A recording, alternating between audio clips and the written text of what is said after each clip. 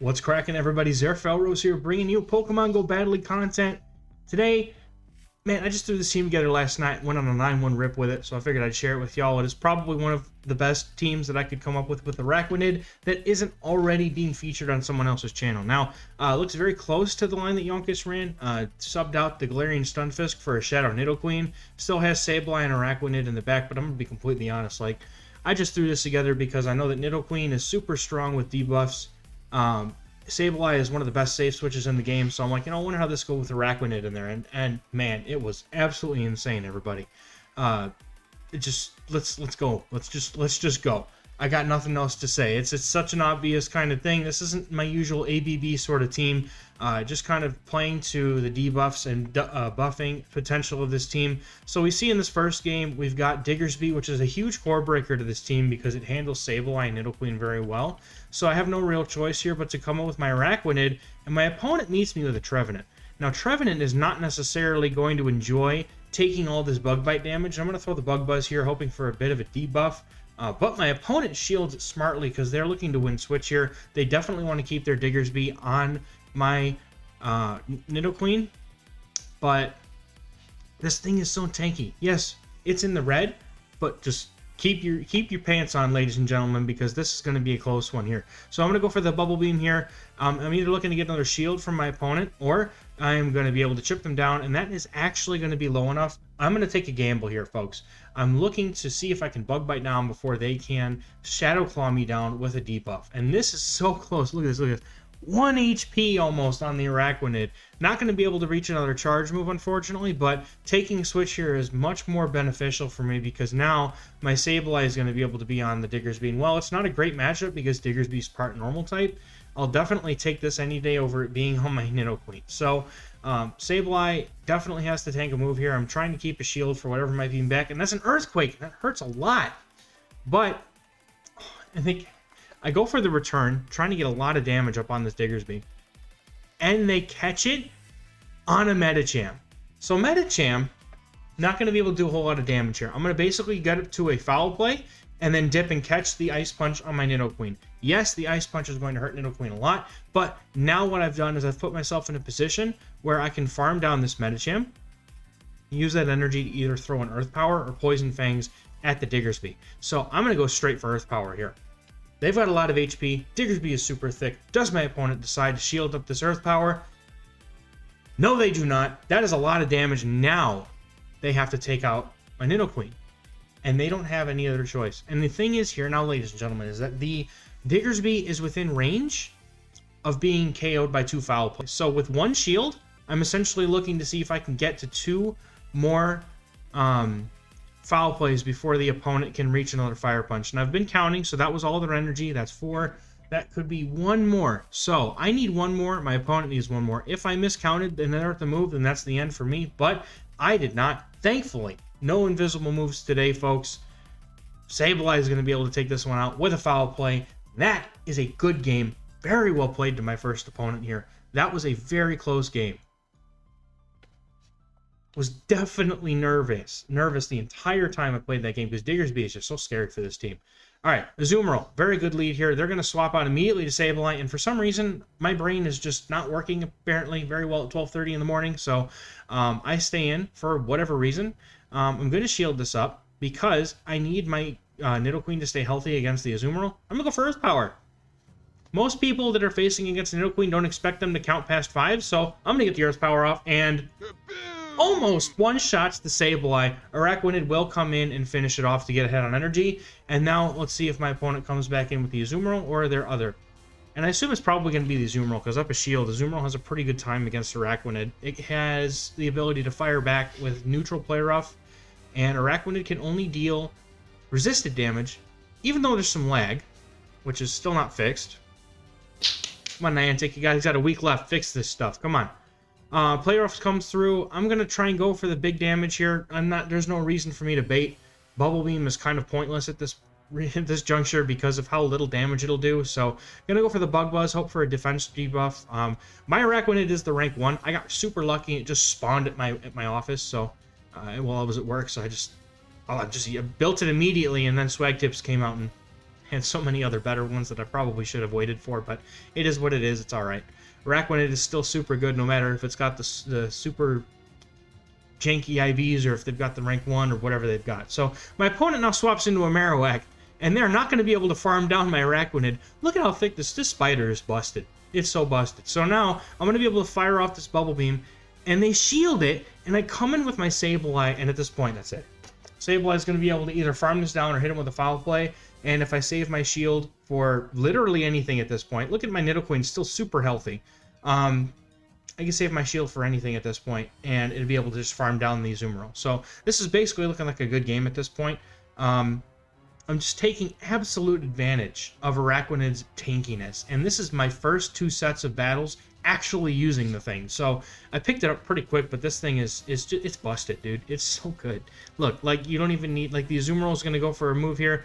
I'm just going to come in with Nidoqueen, throw a couple poison jabs, and that's going to be it. So another game well played to my opponent. Unfortunately, they didn't really seem to have the answer to the spider, so I'll take it. Alright, hopping into this next game here, we've got our Nidoqueen on the lead versus Pelipper. Pelipper is another core breaker, so very good pick by my opponent. I instantly switch into my Sableye. I don't know if that was necessarily the best call, but swapping into Sableye, and then they come into a Talonflame, and they come in very late.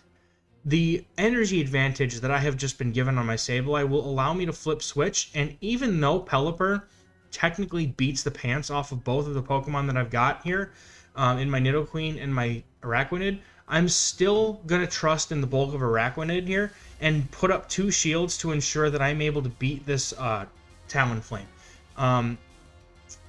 Because I can come out of this matchup with quite a bit of energy, and or I can put up this other shield here and just farm down this Talonflame, and that energy is what's going to be very crucial for me later in this match. So right now what I'm expecting to do here is sacrifice both of my shields and farm down this Talonflame and then swap out. After throwing a Foul Play, I want to make, or no, I guess I didn't throw the Foul Play that time. I was considering throwing the Foul Play, but at that point I figured I would rather bank the energy, and I actually went to catch the Weather Ball on the Araquanid because I figured I think they were at 3 when they swapped out, so 2 more would be the Weather Ball.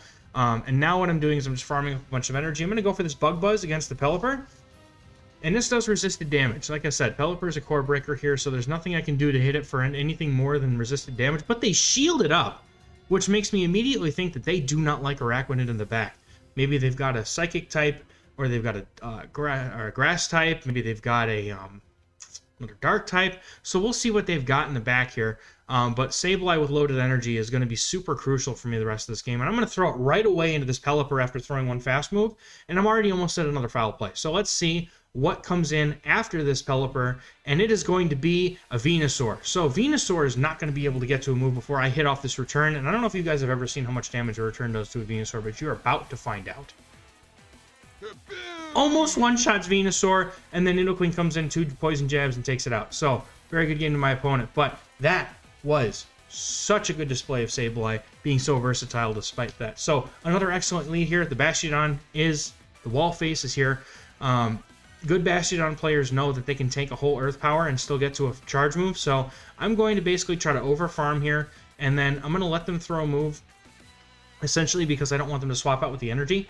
Against Araquanid and against Sableye, that can be a problem. So as soon as they're done throwing their move, I'm going to go ahead and throw my Earth Power, and essentially they're not going to shield it, I'm pretty sure. So now what I'm going to do is, now that the Bastiodon is energy dry, and here comes a Kaboom, because we don't like Bastiodon.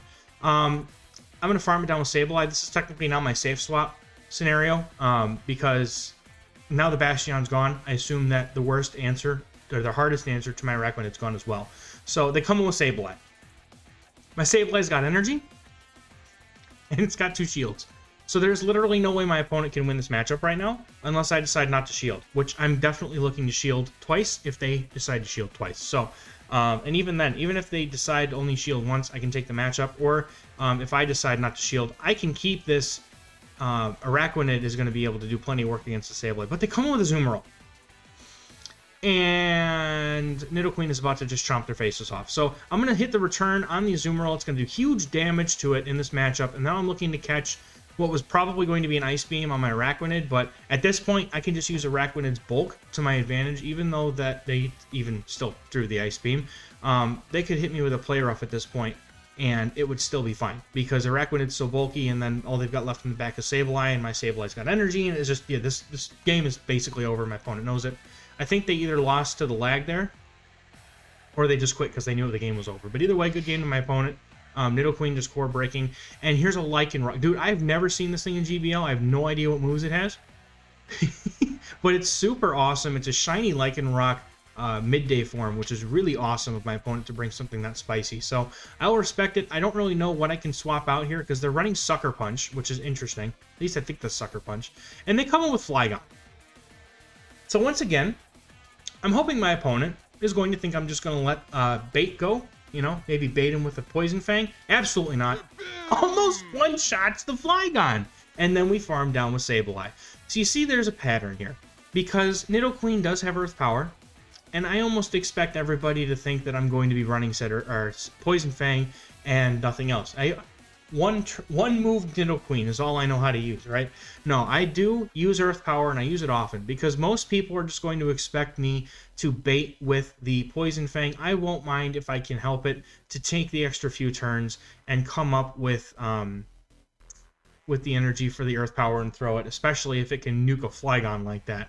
So they come in with the Spicy Flex Shiny Alolan Golem with the new rollout.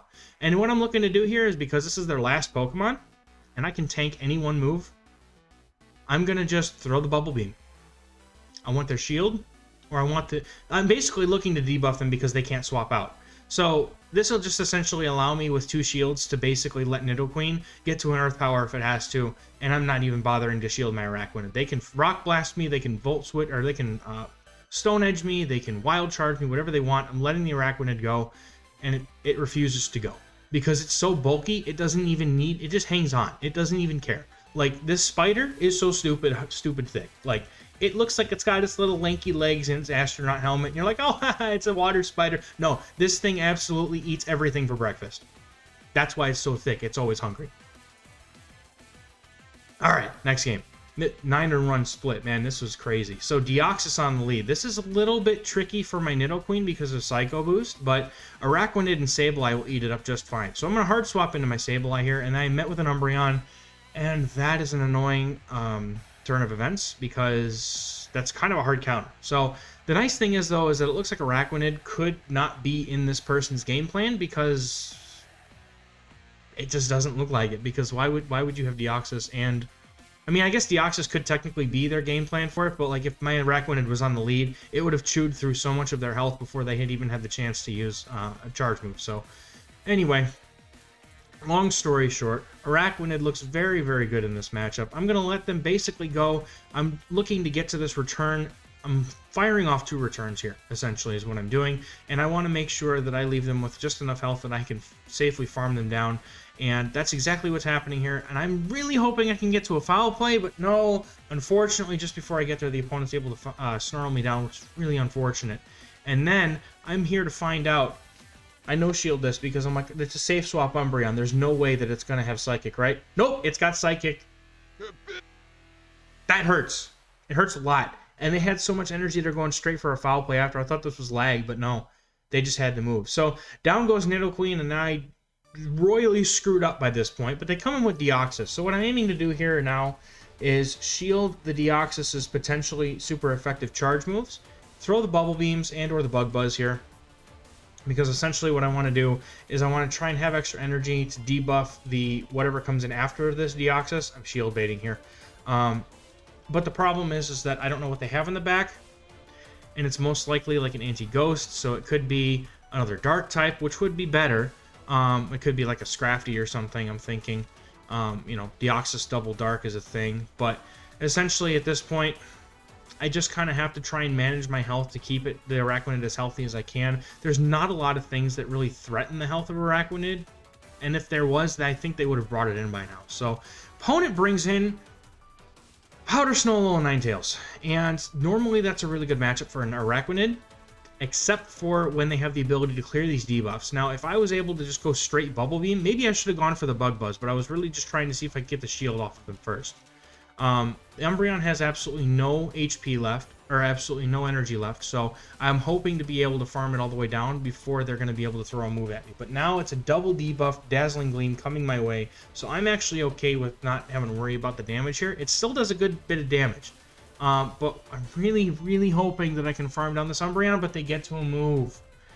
And it's at this point that I know that I don't have a chance. If they had not gotten to the move, maybe I would have had a chance here, but the amount of HP that I've got left now is just so small that even Ninetales with a shield just farm me down no problem. So that's going to be a good game to my opponent. They played this out very well despite me having the nukes and not even the nukes, the debuffing moves everywhere, but them having Psychic on the Nidoqueen actually took me by surprise. So of course the one time that they do it, I don't have the hard counter for it or something, because I'm usually running dark types. You know, if they had not had the foul play, that would have been a problem against my Sableye. But that's okay. That's okay. Or if they hadn't had the Psychic against my Nidoqueen. I'm brain is mush today. All right, Tropius lead, super good. They're staying in as well, which means they may not have an answer to my Nidoqueen. So I'm essentially farming up a bit, and they bring in Araquanid. And you know what actually counters Araquanid really nicely? Nidoqueen. But what I'm going to do here is I'm actually going to go and throw a couple Poison Fangs here. And I noticed that they're running Infestation, which means that they don't have any fast move pressure on me. So with 2 defense drops, what I'm going to do now is I'm going to come in with my own Araquanid, because that's probably the one thing that doesn't want to see Tropius. And I can literally hard farm this down the entire way. With 2 defense drops, it's going to actually give me the chance to farm it down, come out with a bunch of energy against the Tropius, and maybe I give him a shield, but I don't even think I need to at this point. I'm just going to farm it all the way down. And they don't even get to another move, which is not, by any means, it just means how bad Infestation is, because there's no way that they don't get to a move. But they come in with Bastiodon now. And it's at this point I understand that Nidoqueen is my win condition. And there's no way that Nidoqueen loses this matchup with shields, because it walls Bastiodon, and those poison jabs are going to add up very, very, very quickly against the Tropius. So essentially what I'm looking to do here is I'm going to use my Sableye now as a safe switch with absolutely no fear. I'm going to draw the Tropius back out, and then I can lock in my Nidoqueen against their Bastiodon, and essentially that's going to be a good game at this point. This is where I'll use my shields too, because there's really no reason to save my shields for Nidoqueen if it's just Bastiodon. Maybe I save a shield, depending on what my opponent does, but this is pretty much a good game. And just another testament to how strong this team synergizes well together, because if you can get the defense drops, that essentially gives Araquanid the chance to farm something super hard and come out with like 2 or 3 Bubble Beams worth of energy, and then you can use those Bubble Beams to bait shields, you can use them to prepare for the next matchup. Like, the synergy here is super, super strong, and if you end up debuffing something on the defensive side, either one of these 2 Pokemon can come in and take full advantage of it. And then, if you end up in a matchup where, you know, Araquanid is the one doing the debuffing, and it's the last thing alive, then Sableye or Nidoqueen usually have a super strong chance to finish a game out just by that merit. So, this is their last Pokemon, so I'm coming in with Araquanid to debuff them. This guarantees that that last shield of mine is safely used in absolute an emergency, but at this point, I don't even need to. I could look at how, dude, it's getting hit by smackdowns from Bastiodon, and it survives them that much. It doesn't do that much damage, and it's taking super effective damage. Bubble Beam's coming through, and my opponent could shield this if they want to, but at this point, they might as well just not. I mean, yeah, they let it go, and I just come in with some poison jabs and take down the Bastiodon, and that's a good game. It's just, this team feels so filthy because it's so meta. And then I see stuff like this, and I'm like, I respect this person. They have Shadow Zapdos. I respect them immediately for it. And I overfarm here because I expect them to want to make a catch. This is not a good matchup for Shadow Zapdos to be in, because all I can do is hit me with Drillpex, and that's it. So, opponent stays in, and I'm just going to throw Poison Fang. I'm expecting to get a shield back from my opponent, but they actually choose to let this go. And that sucks, because I was hopefully, you know, I mean, for me it's great because Shadow Zapdos kind of bones the backline, especially Araquanid, but I'm not really entirely certain why they chose to let it go. Maybe it's because they had this Swampert in the back, which maybe that was their only hard counter to the Nidoqueen. But I look to catch on 5 Mud Shots to catch this Hydro Cannon, and then they come in with Ferrothorn. So they definitely had 2 answers to my Nidoqueen. So I'm kind of wondering why they didn't swap, but that's okay. Ferrothorn is a pretty good wall to Araquanid, but at this point, I'm hard countered. I'm not putting up a shield. I'm just going to do some damage and let it go. And then I'm essentially going to let Sableye come in and farm this down. Hopefully, maybe I can get a shield and or use Bubble Beam to debuff the attack. But my opponent here decides to bait my shield, and no. I was going to let it go, so it works to my own advantage. And now, if I want to, I can shield and farm down. And because they only have one Pokemon left, that's exactly what I'll do. I'm going to be able to take this thing out and then start Bubble Beaming their last Pokemon, which is the Swampert. This is a good game at this point. My Sableye is going to now be able to close this entire match because the opponent will have at least one Bubble Beam debuff, and then they will have at least probably a defense debuff from the Nidoqueen. Yeah, they're double debuffed now. This is why Araquanid is so strong in the back. Even in the lead, like it's super tanky, and it can throw out these Bubble Beams honestly like nobody's business. Look, Swampert is just trying to farm down. Excuse me. Swampert's just trying to farm down so it can have energy to deal with it, but it was going to take a third Bubble Beam. And at this point, I don't even have to... I don't have any shields at this point, but I wouldn't have to if I had to. Because this Swampert, with double debuffed Hydro Cannons, it doesn't even have enough to take out my Nidoqueen. And now, with two attack drops, offense drops, and a defense drop, Sableye's just going to come in, farm down, and that's the game right there. So, good game to my opponent. I'm so sorry for making you go through that, but that's unfortunately the game we play when Araquanid's in. It just tends to be debuff fest galore, and that's kind of the team that I have here anyway. So, it's just kind of how it is. But Mandibuzz lead now. I'm going to stay in on this one because obviously neither one of my backline really want to see the Mandibuzz, so I'm glad to see it here on the lead, if anywhere. And I'm just going to play this out. I'm not going to shield the first move because if it's a foul play, it's not going to hit that hard. But my opponent's actually packing Dark Pulse, so I don't have to worry about alternating counts now. I just know for sure that it's 4 to the Dark Pulse, and that's it. So I will look to take out this Mandibuzz. I will let them take a shield from me at this point, and I'm going to farm down the rest of the way. And I'm either going to throw an Earth Power if I can get to one at whatever comes in, or I'm going to bank this energy and just swap straight to Sableye. So we're going to see what comes in here, and it's going to be a Nidoqueen. So what I'm going to actually, I'm definitely going to get to this Earth Power here, and I'm going to let it rip. And I'm hoping to get to a shield, or I really hope that it takes my opponent. But they shielded, unfortunately. And now I'm going to counter with my Sableye, and my opponent goes straight for Poison Fang. And this is not a Shadow Nidoqueen, so I know that they are not going to be able to threaten me with these Poison Fangs. However, they are not switch locked, whatever. Swap lock, switch lock, whatever. So I'm going to just continue to chip away at it with these Foul Poison Shadow Claws. And Araquanid is probably looking pretty good to close this game out because, I mean, they've probably got another Poison type in the back, but honestly, what can't Araquanid deal with at this point, right? Unless they've got Shadow Zapdos in the back, right? So what I'm looking to do here is, once again, their opponent is going to be down to their very last Pokemon. My Switch Clock is coming up. I'm going to farm them down, leave them with one Pokemon remaining, and it's Medicham. My Switch Clock comes back up right before they are able to farm me down, and now Araquanid is going to do its thing. It's going to debuff this Medicham and or just throw Bug Buzz. So this is, once again, looking like a good game. Araquanid flexing with its absolute bulk and being an absolute just rude little bug here with its debuffs. Man, I'm telling you, this whole team feels so filthy. This is going to be the meta team next season. Like, this is going to be a good ELO team for any of you looking for an example team to run with Araquanid. It's going to give you ELO.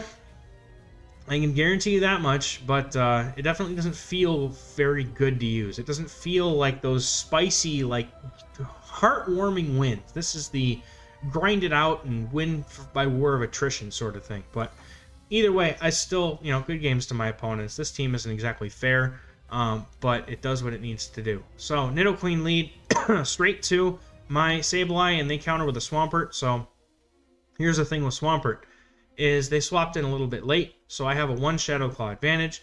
And now, what that's going to allow me to do is it's going to allow me to get to this move at the same time, and because we were 1 turn off, that allows me to sneak in a Shadow Claw here as well. And now I'm able to basically CMP tie them as long as I sneak in one more. So I'm looking to give up my other shield because I know that they need to basically commit 2 shields to this matchup in order to win switch from me. So I'm going to go ahead and I'm going to CMP tie, or at least attempt to CMP tie, knowing that I'm about 1 move away from another foul play. So if my opponent decides to let this go, which they don't, then that gives them basically free reign to use that Swampert, farm me down, or just going to let it go. I'd rather keep the shield, and my opponent comes with a Registeel, and that is a mistake, because Registeel doesn't like the Nidoqueen, and my opponent has the they've got essentially a Swampert that I can just freely farm down, and a Nidoqueen back there that I'm actually going to have to worry about a little bit. So this is actually our, I think this is our finale game here. Absolutely slams this Registeel, and gonna go for the Poison Fang, looking to farm down. Now I think I made a mistake here, a fairly critical mistake, I feel, but I don't think it would have made a difference. So essentially what happens here is I should have tried to farm down and then use my shield there, because now what that allows the opponent to do is I have my last Pokemon left and they have a Nidoqueen.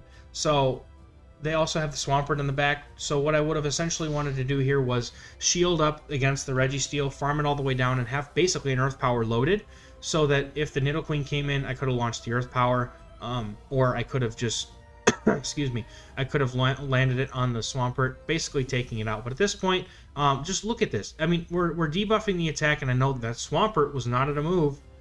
Oh, but they get to one. That's okay, though. Now I'm going to be able to hard farm the Swampert all the way down, taking resisted Hydro Cannon damage, and I'm going to have 2 Bubble Beams ready for this Nidoqueen to come back in. So once again, very quickly, getting these Bubble Beams off. So unfortunately, they do get a Poison Fang in before I'm able to throw my Bubble Beams, but that's okay.